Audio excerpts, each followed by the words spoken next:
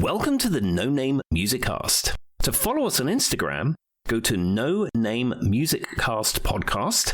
To send us an email, it's nonamemusiccast@gmail.com. And to visit our website, go to nonamemusiccast.com. Now, on with the show.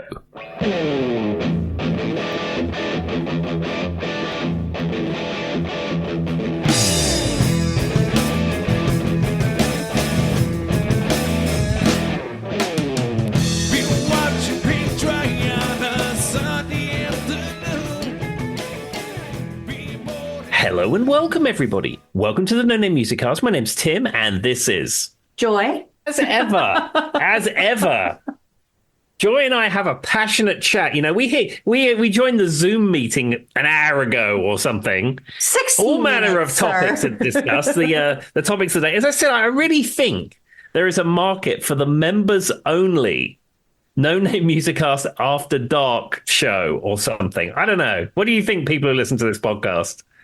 They would probably think this is exactly what it sounds like before the podcast starts. It would just be like a confirmation of what they want. Well, you know, this is a music podcast loosely, and we try and keep our content PG. We try and keep it away from politics. We try and keep it away from anything controversial, because you come here to listen to Joy and I talk about all manner of stuff and a bit of music thrown in. But, you know, maybe you want to hear that. I don't know. You never know what you're going to get if you sign it early. Let's just be honest. Yeah. So I said maybe there needs to be a separate feed, a members-only Patreon feed of the pre-show. I don't know. I also think it'd be funny how quickly me and Tim turned from, like, just nonsense to, like, we're in the episode now. We're good. Let's roll. Like, I feel like people don't realize how quickly that, like, that theory, you know what I mean, Tim, or not theory, like that's what happens. Anyway, all right, well, I'm going to let Tim do his music news first. Well, actually, would you let me do my music news first? Sure, you do yours first. So with that being said, I don't know if you've seen that there was some hurricane activity that happened in Jamaica recently. I think everybody who's part of the world has seen that. I was just looking, and there is so Shaggy, who I love, Sean Paul, who I also love, they're doing a Jamaican Strong benefit concert for hurricane relief.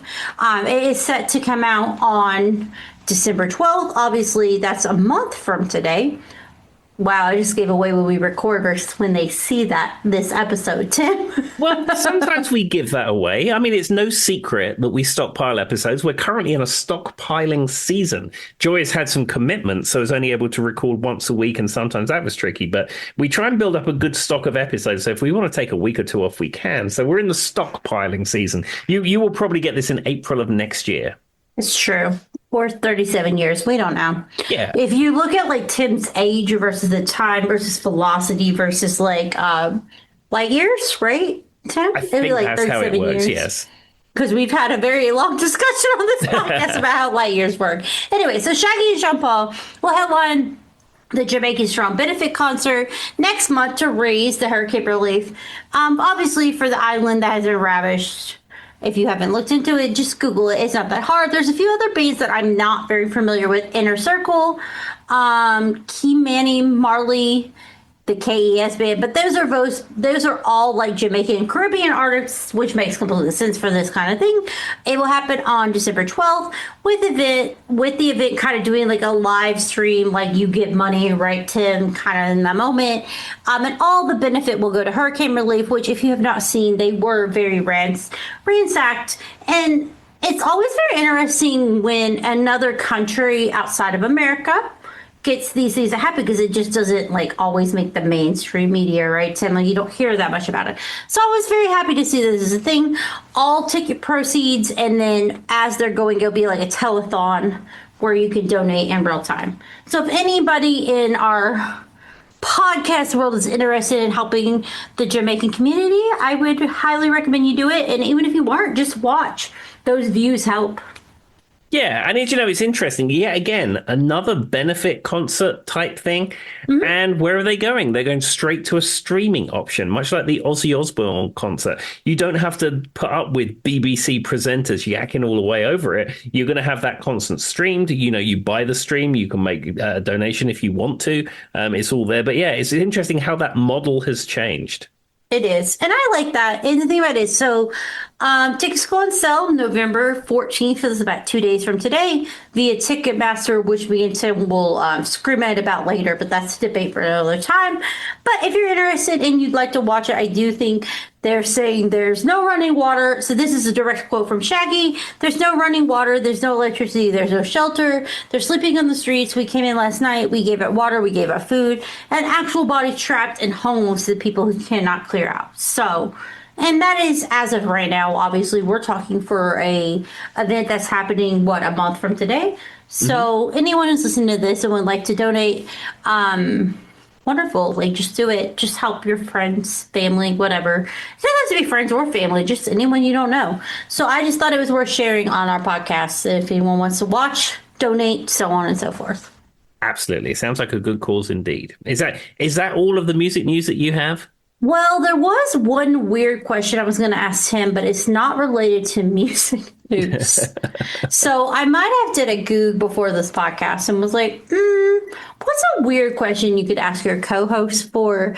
And it was like, let's ask him this. So my question is, Tim, and I'm curious to know, if you could meet any musician in the world right now, period, and a story, and have just, it doesn't have to be dinner, it doesn't have to be like these weird things you always get when people ask these questions, who would you choose and why? I think the answer would be very obvious. I feel like it is. I'm curious to know if you give me that answer, though. Yeah, it would be Brian May, because I have shook Brian May's hand. I have never actually met him in real life. I shook his hand from the stage one time. I've never actually met him. I've seen him perform 10 times, probably. And it's somebody who you see, especially now with Instagram, because he's really embraced Instagram. And especially during the COVIDs, he was doing these sessions in his house, replying to people on social media. He actually is, when we had Twitter, he replied to me a couple of times. He took a picture on the A4 in England, which is a road that leads onto the M4. And he said, "Oh, I'm on the M4." And I said, "That's not far from where I used to live." I said, "Wave for me." And he wrote back and said, "Oh, it's actually not far from where I used to live," or something like that. So I have had interactions with Brian May. I just think if I could go out to dinner with him at a vegan restaurant, he'd like that. And I don't just spend such an odd-brand thing, a vegan restaurant. He'd like that. Spend a couple of hours in his company, and not necessarily just be a complete fanboy, but just have a conversation on a human level with him about absolutely normal things. I think I'd really enjoy that. I just get the impression that he's a cool individual. I think if you take it outside of the music realm, I think another person who would be absolutely fantastic to share a conversation and dinner with would be Barack Obama. I think so. So we can also, Barack Obama was on my list. And I also think I would take Michelle Obama, but that might be a personal feminist issue. No, she would be equally interesting and amazing to talk to. But they're both Barack, for me, having been a president, would be the one I want to talk to. No, for sure. So for me, if I was looking at musicians, I'd be curious to know what Tim thinks I would pick. What do you think I'd pick, Tim? I don't know. It's hard to say. I think, is it living or dead? Well, I'm just going to say it's Michael Jackson. I'm going to meet Michael Jackson. That's who I'm going to meet. And MJ are going to hang out. And I know that's controversially, some people are going to be like, oh my God, he's done some. Yeah, I get it. But I would be generally interested to hear what he has to say, because there's some very interesting things that he has lived through and knows about the music industry, right, Tim? Sure. The other ones I've thought about is any members of the Beatles, because they've been through the ransack 1,000 times.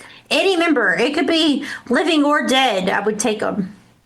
Yeah, McCartney. I mean, that would be a fantastic way to spend an evening in the company. It really would. Or even Ringo. I think Ringo would probably be more interesting. He'd probably be fun. Like, he'd probably be more fun than McCartney, because I hate to say this, but McCartney gives off I'm Sir Paul McCartney vibes, right? Yeah, how could you not Ringo be? Would be fun. He's effectively probably the most famous person in the world and has been for his entire life. He tries to be humble, and he travels on public transport and tries to remember people's names and tries to be humble, but at some point it will have affected you. Yeah, absolutely. So that's kind of where I stand. Those The other one that I've talked about in my brain that is very weird, but I also struggle with because she's had some weird moments is Donna Summer. I would be interested to talk with Donna Summer as a person, but then she's also made me very disappointed as a human. So I'm like, would I give her that? I mean, maybe if she did make any money off of it and it was just strictly talking to me. That's another one that I've talked about. But I will say, for me, Michael Jackson would be the star. She would. And I think that what's super interesting about Michael Jackson as a whole is that, like, he's not only been part of like Motown and 70s and 80s and like I feel like you would get like a very interesting person who's been a part of every bit of music since the 60s. If you talk to someone like Michael, or even if you talk to someone like you said, Paul McCartney. Like, yes. Wouldn't that be an interesting thing to see? I mean, Brian May is a great example of that too, Tim. You're not wrong in that. But it'd be very interesting to see someone who's been a part, because you have to imagine things have changed, things have became different, and like, I don't know. Maybe I'm crazy, but that would be like what I would want to take from that is to hear from someone who's been since the 60s, 50s, 70s, whatever. Wow, that didn't go 60, 50, 70. You guys knew what I meant. Joy, anyway, you never have to explain yourself. Everything is fine. With that being said, though, I thought that would be fun. So that is my bit of music news. That's my question for Tim. I was generally curious because I'm surprised we've never asked that on the podcast before. It feels like a very obvious question. Yeah, you probably asked me what color tiles I have in my kitchen, but not that question. I still think back to the time that me and Tim went back and forth about the size of the elevator so we could put a literal dead body in it. And Tim went, I was like, what did anyone measure? And Tim's like, I don't know. It's just what an uncle told me once. All right. Well, with that being said, Tim, let's get into your music news and then your topic. Okay, so this was just a very quick bit of music news. Another sad loss to the rock and roll community. We lost the singer of this band Living in a Box. Have you heard of the band Living in a Box? Yeah, I have, but I don't know a whole lot about them. They had a song called Living in a Box. And they also that's the only thing I know about them. Yeah, and they had a song called Blow the House Down, which features Brian May on guitar, actually, which is a rock and roll Brian May connection. But anyhow, the singer, Richard Derbyshire, he was only 65. We lost him today. Incredibly sad. Apparently, after Living in a Box, he did a solo record. And wait. No, I know you weren't saying after living in a box, like he physically lived in a box, but I think we need to clarify that statement. Okay. After he was a member of the band Living in a Box, full stop. He then released a solo record in 1994. And then he also went on to be a songwriter of note, actually writing songs for Lisa Stansfield, Jennifer Rush, and Level 42. So we say, rock in peace, sir. I enjoyed a number of his hits. They were like sort of 80s pop that I remember a formative time in my youth. I mean, that's not surprising to me. I just love that. I'm like, we're just want to clarify, he didn't actually live in a box, everyone. In case anyone was wondering. No, I think he was. I don't know, but. No, he went to. No, I don't think he ever lived in a box because apparently he lived in Manchester till he was 13, and his parents went to Japan, and then he attended an American boarding school. I think it's the opposite of someone who lived in a box. Yeah, I think it's highly unlikely he's ever had to live in a box. Okay, good. Glad we could clarify. I don't know why it was so funny to me, Tim, when you went after he lived in a box, and I was like, let's fix that, because me and Tim are going to end up on some Reddit stream where people are Reddit thread where people are like, they thought he lives in a box on this podcast. Anyway, all right. I mean, well, at least he did actually live in a box. That's all I can tell you. Well, there we are. But I was going to say, we say rock in peace, sir. Yes, thank you. And we're very sad that you died, but I'm glad you didn't live in a box. 100%. Also, all I can think is I'm a man in a box right now, and that's not related. And everybody's probably yelling at me because I sounded very insensitive, but that's all I could think of. There we are, Joey. Well, you know what you say is your pure, unfettered output. Tim's so done with me some days, guys. You can see it in his eyes. He's like, I chose to do this podcast with this woman, and she's a little crazy. All right, what's next? Okay, so I'm going to get into my topic. Now, this is a follow-up to the 1955 episode that we did a few episodes ago, where we spoke about the fact I'd watched Back to the Future, which is unusual for me to watch a film. I just re-listened to this episode today, by the way, Tim. Yeah, there we go. And of course, the DeLorean goes to 1955, but the film is based in 1985. So I thought I would find what music was being played in 1985. So this is called the Hot 100 Hits of 1985. Now, I will say, when I was planning this episode and I was doing some research and I pulled up the list, this Billboard year-end Hot 100 singles of 1985, I looked at this list, literally the top 20, even the top 25. Every one of these songs is an absolute masterpiece of pop.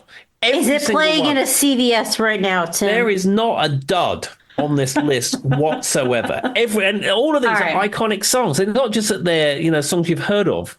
They're all iconic and amazing. 1985 was an amazing year for music. I can't be surprised. That seems accurate to me. I have no formal training in any of this, but that seems right. Yeah. So what I'm going to do is I'm not going to go in reverse order. I'm going to go from number one down, because I don't know how much we'll get to talk about and how long we'll have to do it. But let's start with one and then we'll go down the list. And maybe as we get towards the end, I might read off just a few and we won't talk about it, but we'll see what happens. But as I said, okay. So the number one song from the Hot 100 singles of 1985 was Careless Whisper by George Michael. I mean, who could have predicted that? Yeah, I mean, that was such a huge song. I remember when that came out. Also, I'm a George Michael aficionado, fangirl, whatever you want to call her. So anything George Michael is amazing to me. But Careless Whisper was everywhere, Tim. So I'm not shocked. Was it really 1985? I mean, it feels very mid-80s, so that makes sense. Yeah, I mean, I don't think you was alive in 1985. I wasn't. I was dead. Yeah. Or not thought of. I did. I was there. I was 11 years old, and I can tell you, this song was everywhere. It played on Capital Radio 95.8 continually. Tim just called out my age a little bit, but it's not related to y'all. All right. What's the next one? Okay. So early on in this list, she appears many times. This is Madonna with Like a Virgin. I mean, what's weird to me is this was 1985. For some reason, I associated this in my brain with early 90s. No, this is mid 80s. Again, I remember when this came out. It was being played on Top of the Pops. I always used to watch Top of the Pops on a Thursday night. Thursday nights were great. You had Top of the Pops, and then my mum and my nan would go to bingo, and then we put on Thames TV, and then Knight Rider came on, and then I had to go to bed after Knight Rider. But it was Thursday was a great night. I mean, I feel like Thursday's your prerequisite to Friday, so is it always not really a good night? But anyway, no, I don't know why. But what's super interesting about this is for some reason I associate Like a Virgin with early 90s. Apparently I'm wrong. I don't know. Yeah, I think it's probably because it's an evergreen Madonna song. It's a song that she's played in concert. It's a song that's so heavily associated with her. Every single greatest hits album or otherwise that you hear of Madonna is going to have this song on it. And that's true.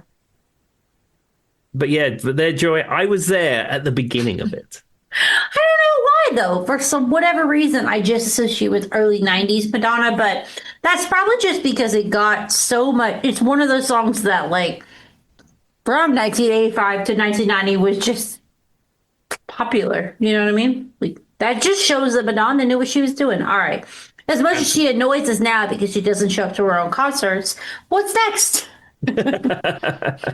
Well, number 3, we're George Michael adjacent. This is Wake Me Up Before You Go Go by Wham. So he had hit music from Wham and a solo hit in the same year. You will never hear me.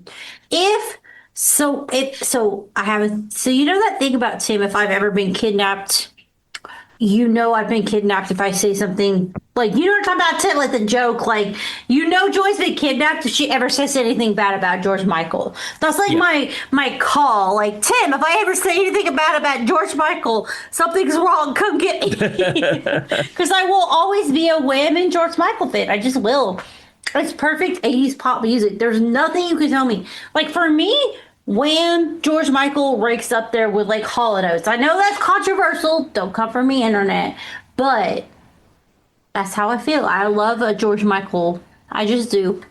I mean, as I've said many times before, I love Club Tropicana by Wham. That is just such a great song. And the bass on that is played by Dion Estes, who was a gentleman we lost recently. But like he was the primary bass player in Wham and with George Michael's solo material. And he wrote a lot of those songs too. But I mean, Club Tropicana is just such a good song.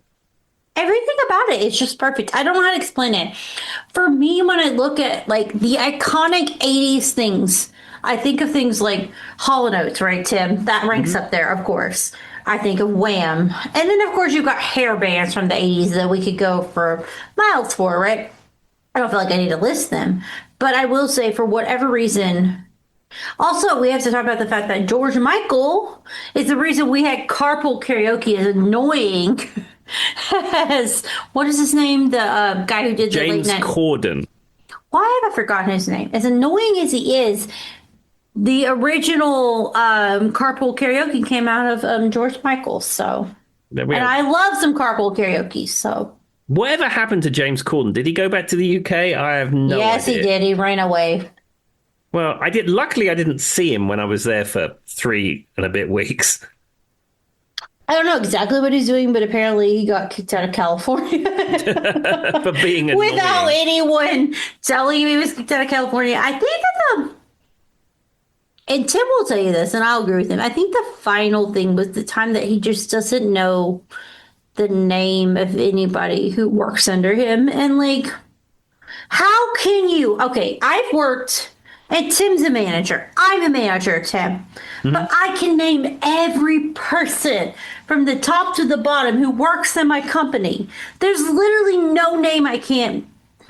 I'm sorry. Sure. And even like, no, I work in an organization with 800, almost 900 people in it. People come in to see me every day. A lot of the people, I do know who they are. But occasionally someone will come in and you'll recognize them, but you're not sure of their name. They know me because I'm IT and I speak funny. So they know me. And my voice. It's got a British accent in Southwest Virginia. And my voice is all over the phone systems. It's over everything. So, I'm a known entity. But if someone comes in to see me and needs help with something, and I need to find out who they are on the system, and they've gone, "Hey, Tim, nice to see you, blah, blah, blah, blah, blah. Can you fix my this, the other?" The last thing you want to say is, what's your name again? Because it seems terrible. So I always say things like, can you give me your username? Can you give me your phone number? And then, because I need to look that up. Employee and there you ID, go. whatever it is. Yeah, and it just makes the conversation flow. So like with James Corden, the fact he didn't know any of the people on his crew. And I mean, it was Jimmy Kimmel who called him out. Because like everyone who works with Jimmy Kimmel... How do you not know? Like, everyone on Jimmy Kimmel's show is a member of his family. He loves all those people. He grew up with them. Everyone there is like a person, has personally touched by Jimmy Kimmel. But the James Corden thing, when he said if they were eating hot wings or something disgusting, and he said, name the guy running your camera. And he couldn't do it. Horrible. I would be horrified, Tim, because at the end of the day, people just have to understand those are the people that actually make what happens happen, right? Tim, like, without the cameraman, what do you have? People sitting on stage talking to each other. Like, it just, and it's so depressing to me. But anyway, back to the point of, George Michael started the whole thing. And then we had, who was it that was in the car with him, Tim? Like the original, it was like James Corden and then somebody else. It doesn't matter. But yes, that's how we started. I don't know. I've only ever seen the Paul McCartney one because I can't stand James Corden. But the thing about it is there was like a whole, if you go back and look at it, it's the most British thing I've ever seen. I'm just going to say it, Tim. If you're an American and you're a British person, there's a difference between American and British media, right, Tim? There just is. And it's the most British thing you've ever seen. So if you've never seen the carpool karaoke, quote unquote, because he wasn't even doing karaoke. But George Michael, he did start it all. And I will say, for whatever it's worth, I don't care for James Corden, but I liked carpool karaoke. I know it was fake. I know that they were all on the back of a thing and someone was towing them. But I liked listening to the musicians singing in real time. For what it's worth. I enjoyed it, Tim. I'm sorry. There we are. I'm no Come fan. for me, internet. I'm no fan of the BBC, but I will tell you I do like Desert Island Discs. So there you go. What are you going to do? Joy likes The Masked Singer, which Tim has very distinct moments that he does not like. So we all like what we like, and we don't have to justify it. Exactly. Okay, well, let's get back to the hits of 1985. We haven't even gotten to the topic. Let's go ahead. All right. So number 4, Foreigner, I Want to Know What Love Is. I mean, I've heard that song for sure. Before, for sure. I want to know what love is. That's yeah, like I said, every one of these songs from 1985. I mean, Marty McFly driving around to in the DeLorean, he had some good tunes. Let me tell you that. I mean, how can you drive around in a DeLorean and not have good tunes? I feel like you'd be canceled if you didn't, Tim. That's like 40% of like what you have to do, right? Well, if you have a DeLorean, most of the time you'd probably be at the side of the road calling someone to tow you because they're incredibly unreliable. Which is why Tim doesn't own a DeLorean. He may have done the research. We've had this conversation before. Yeah, if you're into Trans Ams and you like Knight Rider, they're solid GM cars that you can still get the parts for. And, if you look after them, you can get the bits. They're still old cars. But apparently, if you get a DeLorean, they were junk to begin with, and they're complete money pits. I love how I said that, and like it was sarcasm, but Tim's like, she's right. I have looked into this, and this is 100% true because we literally spent a whole episode where we talked about. Didn't you watch somebody's DeLorean catch fire one time, Tim? I watched a video about the A car. The A car being the primary hero car from Back to the Future with the interior and exterior, and it was a bunch of enthusiasts saved it from the Universal backlot where it had been rotting for decades, and then they took it all to pieces and they put it back together and put all the screen accurate parts on it. I watched a documentary about it. I love how I said the most bare minimum information about the Tim's like, no, but Joy, what I did say was. All right, what's next, Tim? Okay, so you couldn't have the 80s without this person, and certainly this song. So coming in at number 5 is Chaka Khan with I Feel For You. I mean, so I'm a hardcore Chaka Khan fan. We've talked about this ad nauseum, right, Tim, on this podcast. I don't think there's any time I ever said this. Because there's nothing Chaka Khan can do that's wrong to me. Her voice is amazing. She has like the right rhythm to everything she does. So love it. 10 out of 10. There's nothing she can do wrong for me. And also, this is a Prince song as well. Oh, yes, you're right. 'Cause he, or they, I don't know what he went by at that point, but he did in fact write the song. You're right. Also, I Feel For You. It's just a good song, Tim. I don't know. It is. I remember having a cassette tape, which was like the greatest. Well, I suppose it must have been the greatest hits of '85, I suppose. And it had this song on it, and I played it over and over and over again. It's such a good track. I mean, it's wonderful. I've never heard. Chaka Khan is one of those people, though, that I feel like people don't understand how amazing her voice is. Like, I mean, I know people know this, but like she literally can like rank up there with like Aretha Franklin and that she could sing anything. Oh, she did a lot of pop music, but like. Yeah, and of course, I love her work with Rufus and Chaka Khan. Yes, I mean, that whole Rags to Rufus album with Rufus and Chaka Khan is absolutely superb. And as we've said before, she's a great drummer too. Yes. She's just one of those interesting people. If you've never went down like the Chaka Khan, like, I guess, rabbit hole, right, Tim? Do it. Just do it. It's very interesting to hear because she's one of those people that people just forget how amazing she is. And she could literally sing probably the phone book you gave it to her and she could pull it off. Yeah, I mean, she was nominated for the Rock and Roll Hall of Fame a couple of years ago and she performed live in that. And I tell you, Chaka's still got it. Well, also just think Chaka Khan. Yeah. Like, there's literally a song wrote about her, Tim. No one talks about it? No one? Okay, well, it's just me. But yes, I love me some Shaka Khan. I'm also just a lover of all things the 60s and the 70s, and that might be a default thing that you hear on this podcast, but she's just an interesting voice. Also, she could literally sing the phone book, and you would like it. Tim, how do we hire Shaka Khan? Could she come on our podcast? Yeah, you just approach her public. You'd approach her publicist and see she's trying to promote something. That's how you do it. I mean, I don't know that she'd be promoting anything at this time because it's 2025. But Shaka Khan, if you're listening, obviously she listens to our podcast, right? She typically does. All right, what's next? Okay. Well, get out of my fantasy here. Well, this is an artist that you mentioned a few times when we were talking about the hits of 85. And they're already coming in at number 6. And that is Daryl Hall and John Oates and Out of Touch. I mean, there has to be, if we're going to talk about a 1985 song, there has to be a Hall and Oates song, right? It couldn't happen without that, I think. No. And I just wish those kids could still get along. I just wish Daryl Hall wasn't a mean person. I think that's what it boils down to. I think John Oates is probably, I mean, I don't know either of them, but I get the impression that John Oates with his big mustache is probably fine. Yeah, it's Daryl Hall is the problem here, is my understanding. Well, for 100%, because the thing is that, like, it's not even just like if you've ever watched that TV show he had, what is it, Hall and something on CMT, Tim? I don't know what it was. Hall's Place, Daryl's Place, something. Daryl's Place. Whatever it was terrible. Daryl's house.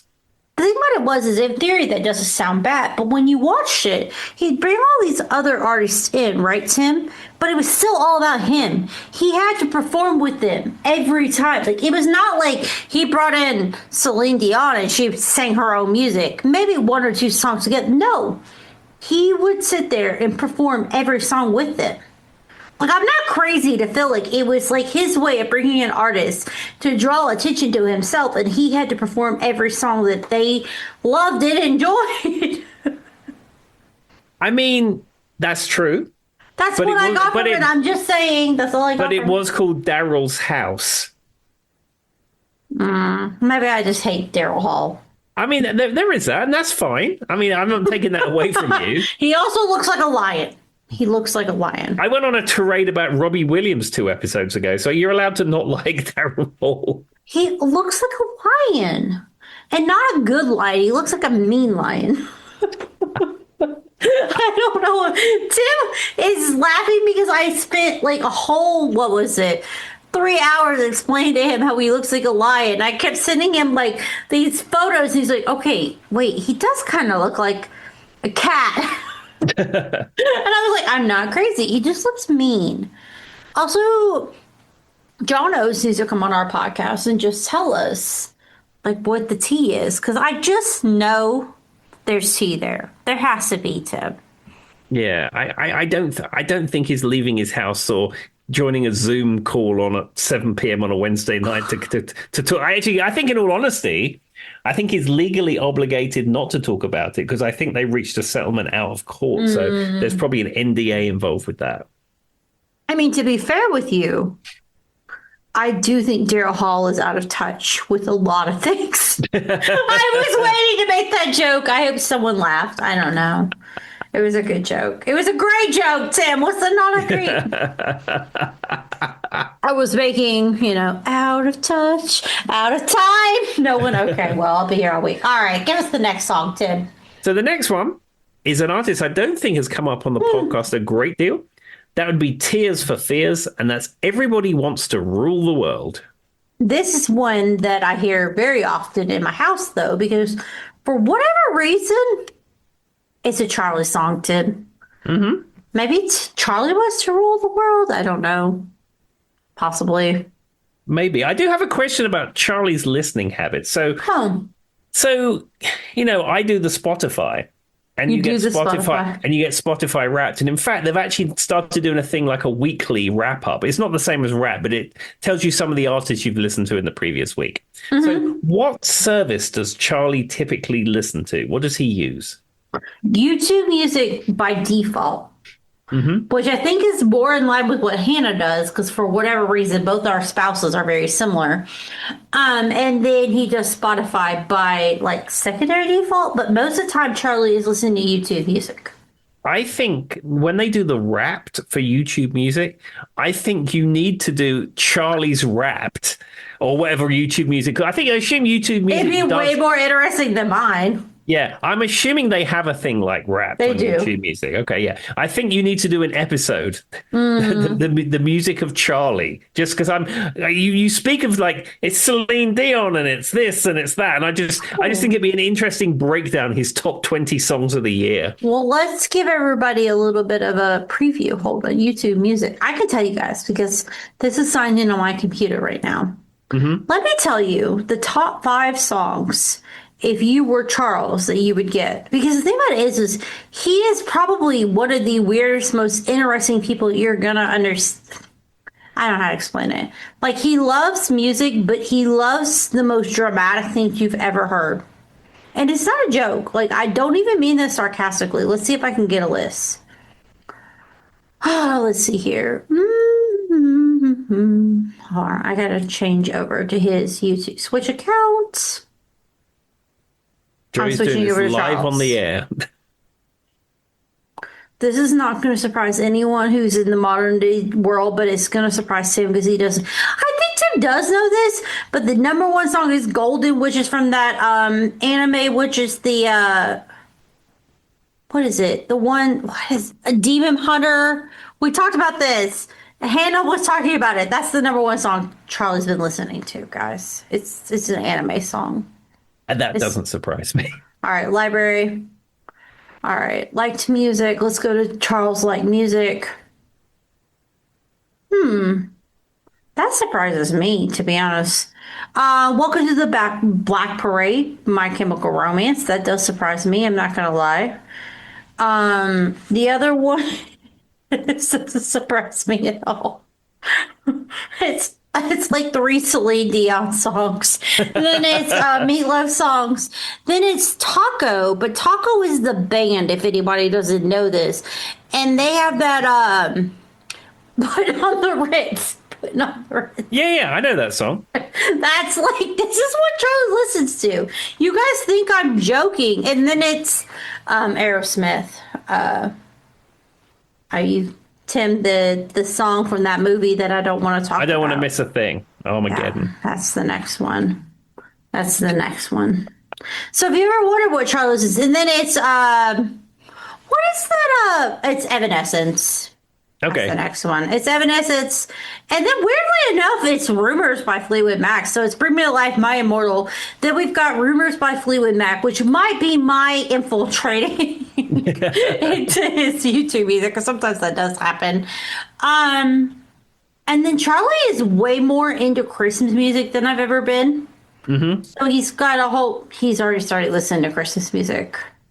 Yeah, I can't start Christmas music until after Thanksgiving. I can't. But I will say the thing about him is the one that he listens to a lot is like what's the one that I told you did the light show, Tim? They have the orchestra, the big band music. Everybody goes and watches Trans-Siberian Orchestra. So Charlie has an obsession with Trans-Siberian Orchestra, so they're on here.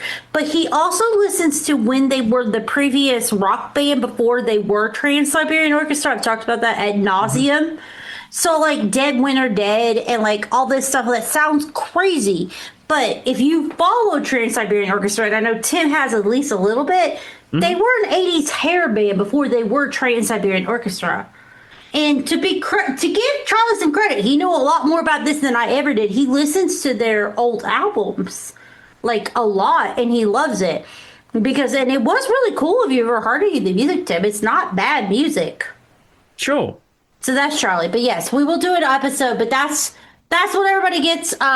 It's mostly just exactly what you would think. Also, what's the German rock band that I'm trying to think of? Falco. Yes. That plays a lot. Wow, it's weird that Tim knew that. We're not going to talk about the fact that we've never said those words on this podcast. And he knew. Tim, how did you know that?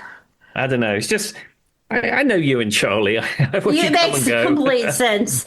It's also, yeah. He also listens to a lot of like Russian random things. So anyway, we'll do a whole episode on it. Let's move along. But yeah, Okay. Tim, I just gave everybody an insight to what Charles listens to in a given day. There we go. Okay. All right. Well, let's move on to this list from 1985. So coming in at number 8, we have the band Dire Straits, and we have the song "Money for Nothing." Okay, I have a very distinct problem with this song. Every person who learns to play the guitar, Tim, has an obsession with learning this song. Why? Explain it to me. It's because it's an iconic riff, and it also has a very unusual sound about it. Now, I think we've covered how to do it. So you need a Gibson style guitar. You need to put it on the bridge pickup. You need to wind the tone all the way off. You need to play through something It's like not a great when they're Streamer starting to pedal. learn it. It's not And good. then I think you need to boost 800K on your mixing board or DAW or whatever you're using, and that will give you the money for nothing sound. Wait, have you never played this song, Tim? I have a recording of it where I started to record a backing track and then I couldn't find anyone to sing it. So I have played it before. I've never played it in a band before. Isn't that a song that comes from a band? I would imagine it would be.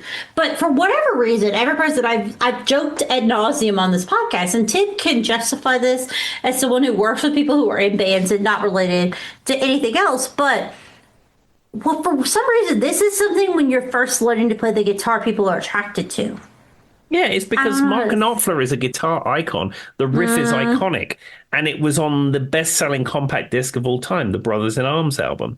Well, I can tell you that, as we may mention before, when Philips launched the CD100, which was the first CD player that Philips came out with in the UK, the second issue of it had Brothers in Arms in the box with the CD player as like a demonstration disc.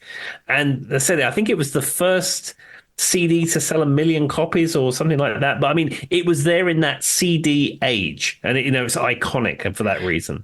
It's so interesting to me though, Tim, because like, does it fall under? Don't come for me, internet guys. I don't know every guitar riff, and I don't know every chord.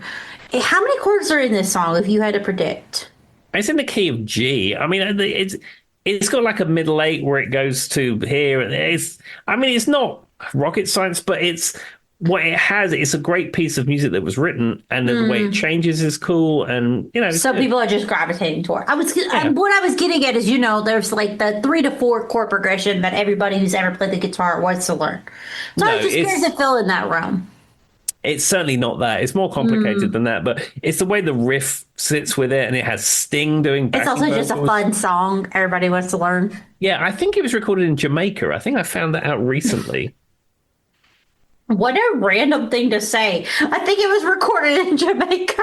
I think it's Jamaica or Barbados. I don't know what I thought you were going with, Tim, but that might have been the most random thing you could have came up with in that moment of all the things we could have talked about. But no, it's just funny while he looks that up because he's now given to Google on air, guys. I just funny because like I've talked about, I had a roommate who was like recently, like in the last 10, 15 years, roommate, like, obviously I've grown from that. But a previous roommate that I was with who was learning the guitar, he was obsessed with learning Dire Straits songs. I never quite understood why. But now I kind of get it because Tim's like, it's just like, as a guitarist, it's just one of those things, right? Like, he would just love Dire Straits. Because there's very obvious choices they could have made. Because obviously, the first song we ever learned was Sweet Home Alabama, which makes me want to jump off a cliff. But I distinctly remember, Tim, him playing the riffs from this song from Dire Straits for like hours on end downstairs when I was upstairs as a roommate and being like, oh my God, can you just learn it already? He was pretty good at it. It wasn't bad. But it was annoying. I'm not going to lie. I mean, is it ever annoying? Like, not annoying? It's annoying. I don't care what anybody says. At least he wasn't learning to play the drums. That would have been worse. But I'm just saying. It was just never. And to be honest with you, he wasn't a great guitarist, Tim. Can I say that? He doesn't listen to our podcast. He just wasn't good. There we are. I mean, I was a weird, awkward silence. Tyler, if you're listening, I'm sorry. You just weren't very good. Like you, maybe you're great now, but at the moment, I just got tired of hearing it. I'm just going to say it. So, Tim, if you were going to tell someone who was learning to play the guitar, the first song, well, as I hit that, nobody heard that, right? What would you tell them to learn? I don't know. I mean, it would probably be a song with an E, an A, and a D. I mean, I don't know if about a first song, but I'd show someone just some very simple chords. So, what would be like a few songs they could learn? I mean, you could just play like rock and roll songs with a three-chord progression, and there's 5,200 songs you can play with I those mean, three. literally, you could Google it, and that's like 30% of the music in the world. He's not wrong.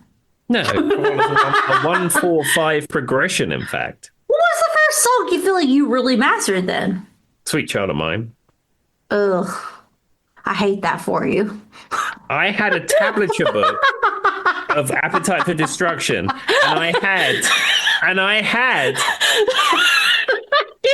because Tim's face, if you didn't see it, he was like, yeah, I know, Joy. I know. All right, Yeah. continue. I'm sorry. That was the funniest reaction you could have gotten. You guys, I know it's an audio podcast, so you couldn't see, but I went, ugh, I hate that for you. And Tim's face went, yeah, I know. Yeah, I had a tablature book of Appetite for Destruction, and I really wanted to work out how to play the intro, and I figured it out from looking at the tablature, and I had a classical acoustic guitar that I could barely play it on, and that was the impetus for hinting that I needed an electric guitar at this point. All right, what was so we take Sweet Child of Mine, oh my God, I can't say Sweet Child of Mine out of it. What's the next one you feel like you learned, Tim?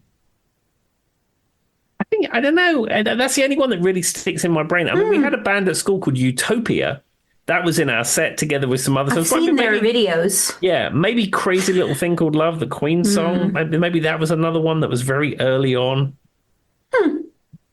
All right, well, let's move along. But anyway, I was just curious to know, like, where you went from that, because I will say, as someone who grew up in Southwest Virginia and was in, like, with a lot of musicians and people who were learning to play instruments, because I was part of, like, musical theater and, like, I was doing all these things, and I would have these hell weeks where we would have to be together, right? The number one song everyone played was Sweet Home Alabama. But that might just be a Southwest Virginia thing. Yeah, I didn't start playing that until I joined Rough Justice. Yeah, I would. So I joke about this on the podcast, but I feel like everybody thinks I'm joking. How many chords are in Sweet Home Alabama, Tim? 3? There is 4? a D, there is a C, and there is a G. Count them. So that's 3. That's what I thought. Yeah, that's exactly why everybody gravitated toward. I get it, Tim. I understand why that would be naturally when you're learning to play. Joy, who learned to play the ukulele a year ago, what did I gravitate toward? 3 to 4 chord songs, right, Tim? With some basic strumming patterns, because I couldn't pull anything else off. Naturally, without like going through like actual someone training me, right? But anyway, so if you were in Southwest Virginia as a person who was in musical theater, you obviously had to work with people who were also musicians and learning musicians. And for whatever reason, it was always Sweet Home Alabama, Tim. There was nothing else they learned. And they weren't quite good at it most of the time, which made it worse. Mm-hmm. I'm sorry, it just made it worse. So that's why, if you've ever wondered why Joy hates Sweet Home Alabama, it's not necessarily that I hate the band or I hate the song. I just have like I just rather not hear it ever again. No, Right. I'm with you. I mean, I've played that song absolutely to death. It has to hurt you sometimes in your soul, right? Like you have to feel like I could do more than this. Yeah, when that song was suggested in Whiskey River, when they said, what should we play next? We do Sweet Home Alabama. I'd always say, we have other options. For the love of God, anything else is what Tim was saying, but he didn't want to say it. All right, let's get back to the topic. We got distracted. What's next? Okay, so number 9, well, I won't go into detail with number 9 because it's Madonna's Crazy for You, and we'd already spoken about her when we spoke about Like a Virgin. So let's go to the next one. So coming in at number 10 on this list is Aha and Take On Me. Now, as we've said many times before, in the United States, Aha are considered a one-hit wonder. But in the rest of the world, they had many hits. But the video for this song in particular is so incredibly iconic. It's such an interesting thing to see, though, because we talked about we have our friend who's from Australia. He's wrote to us and been like, "Aha, it's not a one-hit wonder," and I'm like, they are to us, but the music video, like Tim saying, them jumping out in and out of literal pages. Like, Yeah. I can't think of a more iconic early 80s, 1980s kind of like MTV, right? We talked about ad nauseum how MTV, and what's super interesting about the early 1980s with MTV is the fact that most of the music videos that were popular were not American made. Like, we've talked about this because you had Top of the Pops and the other countries were actually putting out music videos you weren't seeing in America. So we joke about it's because we had things like Top of the Pops in the UK when MTV launched, and like you say, not a lot of American artists were actually releasing pop videos. there just wasn't an equivalent for us. And I mean, that's not to, I mean, obviously I'm from the US and I'm not to insult anybody, but that's why these music videos were so iconic in that moment was because, and that's why, that I Want My MTV were always artists that were not American. You got like David Bowie, you've got like Sting, right, Tim, or whatever. And so they just weren't American artists, and people were like, oh my gosh, that's like weird that it wasn't American. It really wasn't, because we didn't have this music video trend that was happening outside of the Americas. And then that MTV really brought it to us. It just did. I don't know how to explain it. You mentioned the I Want My MTV. Do you know the origins of that? Yes, because we did that MTV episode on No New Music Cast. So the thing about it is there was people who were calling, like they were asking their local to put on MTV because they weren't doing it in America. Like you had to call your local, I don't know, in America you've got like ABC, CBS, right, Tim, whatever your locals are for your local channels. And so people were actually putting out a promotion from these different people saying, I want my MTV, because they weren't doing it on locals in whatever city you were in, right? So for us, it was out of Roanoke, Virginia, but you might have Chicago or wherever you're, New York or wherever you're locally. And there was an actual thing where they were asking people to call and be like, give me my MTV, because they weren't putting it out in America's different areas. There we are. Well, Joy, that was incredibly well remembered. I didn't know if you remembered that from the MTV episode. So it was a little test there. The I Want My MTV thing has always been very interesting to me, because I've done a lot of, like, I actually wrote a paper on this one time. Everybody didn't know this for college.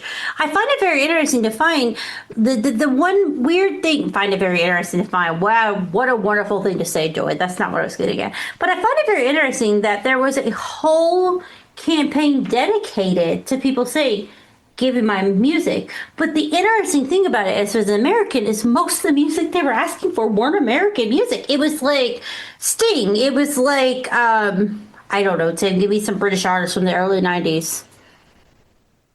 Like, just like all these ones that were very popular. Even like Madonna. Like, that's also why I think I associate Madonna with like a Virgin from the early 90s, because I think it was playing on MTV at that time, Tim. Like, I think 100%. That probably would be why I think that. Like, I understand she's from 1985, but in my brain, I think she's 1990 because MTV was playing early 90s. Yeah, 100%. All right, I miss the days of MTV. I really do. I still think, I know we're in a YouTube generation. I still think there is a market for a channel called MTV Retro that plays nothing but classic music videos from the classic era of MTV. I still think it would be a very cheap thing to put on, and I don't know why they do it. So what's so funny is I give it a Google. I Want My MTV. You know, the first thing that come up, Tim, Money for Nothing, Dire Straits. I'm not crazy to associate these two things together. Because the thing about it is what's interesting about Dire Straits is they had great music videos. And hold on, I Want My MTV. I'm going to look it up because I'm not crazy. The whole ad campaign is very interesting. But 90% of it was not American-based artists. They just weren't. And because, as we've talked about on this podcast, if anybody's ever heard, it's almost like you guys, I don't know how to explain it, but you guys had a better, Cyndi Lauper's a great example too, but you guys had a better Billy Idol. A better people who were actually like doing music videos. I don't know specifically why America is so behind the times. I mean, I know that obviously you guys had Top of the Pops, so we had similar things. But for whatever reason, America was behind the times when it comes to music videos. Billy Idol, Cyndi Lauper, David Bowie, Sting. There you go, guys. If you've ever not looked into it, I'm not lying. Like, it's a real thing. I promise. Yep. Well, absolutely 100%. Well, I tell you what, let me do a couple more. I love how Tim's like, I tested you and you were correct, and now I'm going on and on. What's next? I feel good, Joy, that you knew all that stuff. It's almost as if, this podcast has educated both of us to different things. It's weird because there'll be times in my life, Tim, where someone will say that, and I'm like, wait a second. I'm like, oh yeah, Tim taught me that. Anyway, what's next? Okay, so this one coming in at number 11 is Paul Young and the song "Every Time You Go Away." Now that is actually a cover, but he performed it at Live Aid. It has Pino Palladino on bass, and it features prominently the figure on that is played on a Coral electric sitar. I mean, that's definitely playing in a CVS right now. Oh, I mean, and a Walgreens. I think you could go into a Walgreens and hear that one as well. What's the UK equivalent, Tim, so people understand what we're referencing? Superdrug or Boots? Okay. Probably Boots. I used to work for Superdrug a million years ago, so I'd probably say Boots the chemist. I have a little bit of PTSD from my later tenure working for that organization. I mean, every time you go away, take a piece of me with. I don't know how to explain it. It's just a song I just feel like everyone knows. Now, who's the original, though? You said this is a remake. Who sang this originally? I don't know. I don't know the original. If Paul Young didn't sing the original. Every Time You Go Away is a song written by American musician Daryl Hall. It was first recorded in 1980 by his Of course it is! But was not released as a single. A cover version of the song by Paul Young became an international hit in 1985, reaching number 1 in the US and number 4 in the UK. Of course it is. Of course it is. That all makes complete sense. It does sound like a Hall & Oates song. Let's be honest, Tim. Now that you think about it, it makes sense. I don't know. I'd never really given it much thought being a Hall & Oates song. I mean, I know it as the iconic Paul Young song. Yeah, I'm going to be honest with you. I don't know anybody else associated with it, Paul. That's why I asked, because I'm like, who sang this before him? I mean, every time you take away a piece of me, like, I can't think of anything else but that. But to be honest with you, I want to know if they ever recorded a version. I would love to hear if Daryl Hall or Hall & Oates recorded a version of it, because it does feel very 80s. So I feel like in my mind, I associate every song that's very 80s with Hall & Oates, Tim. And maybe that's wrong or right, I don't know, but Hall & Oates is like the epitome of 80s to me. It really is. I think so. I mean, they are so iconic in the 80s era, Hall & Oates. I mean, you saw them on MTV all the time. Their hits were all over the charts. And like I said, those kids just can't get on now. And it really just... it's sad. I find it very funny, though, of all the things I would have ever thought you would have said every time you go away. I would have predicted to be written by Daryl Hall, but that is humorous. Also, Daryl Hall is a super villain, if anybody didn't know this. Go look it up. It's true. He doesn't like people. He's not a good person. But if John Oates wants to come talk to us, I have a lot of questions. Yeah, I think he's covered by the same NDA. I don't think you're going to get any information out of John Oates, other than mustache trimming tips, because he does have a magnificent mustache. He's just... I don't know. Also, Daryl Hall looks like a lion. Look him up. Look up. Daryl Hall looks like a lion. He looks like a cat. And not a good cat. And I sent this to Tim once. I feel like Tim thought I was joking when I said it the first time. And then when I said it, he was like, wait a second. She's right. He does look like a lion. But not a cute lion. Like a mean lion. Hate him. Daryl Hall It's everything I hate in life. If anyone has not picked up on this, all right, let's move along. This is not a Daryl Hall hate podcast, but if I had to say anyone I hate in life, Daryl Hall like might be up there. He might, Tim. He's like up there. Also, I feel like if you got John Oates to he would say so much. Assuming it wasn't covered by the NDA. Yeah, like if you wasn't talking to you in private, maybe give him a few drinks, a little bit of smoke. You might find out Off what the is record. happening. Off the record. And I would be like, I have been vindicated. I also felt like everything that's happened with the Foo Fighters recently, Joy has been vindicated. So just wait. Her Daryl Hall vindication is coming down the line. Also the fact that like he built a literal fort. Like he what's the word I'm looking for, Tim? Like he has like a fortress? Fortress! He has a fortress! And he shoots animals. Like who does that? It's because all his family have Lyme disease, and he doesn't want to bring Lyme onto Oh, there are his property. plenty of people in the world who have Lyme disease, and they just don't. All right. We'll get off my Daryl Hall hate. What's next, Tim? Well, I think as we're getting towards the end of the episode, what I'm going to do is I'm going to mention the songs number 12 through number 20, and I'll just rattle through them quickly. Because Joy held Tim's hostage for every other song. All right, what's next? Yeah, because we won't get into a full Daryl Hall meltdown otherwise. Just don't like him. All right, what's next? Okay, so coming in at number 12, you have Easy Lover, Philip Bailey and Phil Collins. Number 13, you have Can't Fight This Feeling by REO Speedwagon, one of the biggest stadium rock bands in the world today. I have heard of them before, yes. Yeah. Coming in at number 14, we have We Built This City by Starship. Which is not that bad. No. And number 15, of course, from the film Back to the Future, The Power of Love, Huey Lewis and the News. Number 16, you have Don't You Forget About Me, Simple Minds. 17, Cherish, Kool and the Gang. 18, St. Elmo's Fire, Man in Motion by John Parr, which is a song we have spoken about in the past. Number 19, the theme song of Dante Fires, that is The Heat Is On by Glenn Frey. And coming in at number 20, a song that we both love, a song that we listen to and watch the video routinely, that is We Are the World, USA for Africa. Okay, Tim's not wrong that apparently 1985 had every song I've ever liked. Oh, I mean, What? if I go, I mean, this list has 100 songs on it, but let me just pick out a few more.